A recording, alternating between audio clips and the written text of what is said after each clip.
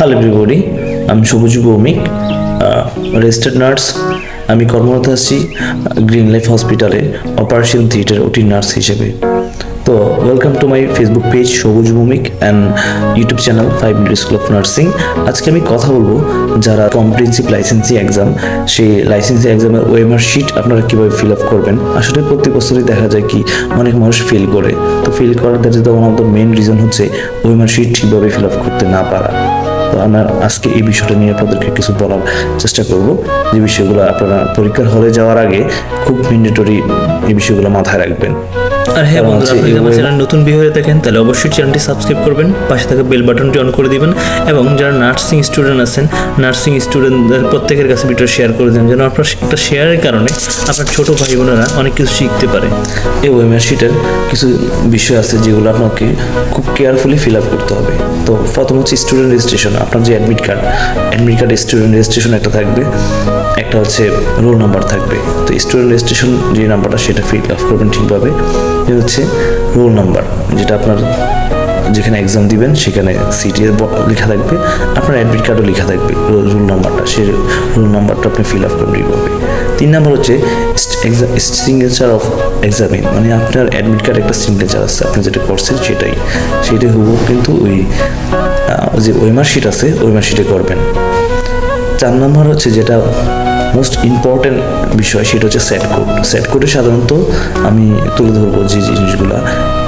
Set কোডে কিন্তু 2টা জিনিস থাকে, এ এবং বি সেট। আমরা কি করি, যে আমরা যদি এ সেট বা বি সেট যেগুলোটা পাই শুধু বৃত্ত বরাট করি, কিন্তু এ সেট বা বি সেট কিন্তু লিখতে হয়। এই বিষয়টার জন্য অনেক পরীক্ষার্থী ফিল করে। তো এটা কিন্তু লিখতে হয়। আর একটা বিষয় কি, আপনারা যে এক্সাম দিবেন, তো সেই এক্সাম হলে একটা শিট আছে, যেটা হচ্ছে আপনার অ্যাডমিট কার্ডের সাথে মিল করে আপনার একটা ছবি আছে, আপনার স্টুডেন্ট রেজিস্ট্রেশন কার্ড আছে, দেন আপনার একটা সিগনেচারের জায়গা আছে। আপনি যে সিগনেচারটা অ্যাডমিট কার্ডে করছেন সেই সিগনেচারটাই করতে হবে। তো সেখানে সেট কোডের একটা বিষয় আছে। তো সেই সেট কোডটা আপনার যে এ পাইলেন না বি পাইলেন সেটাও এখানে লিখতে হয়।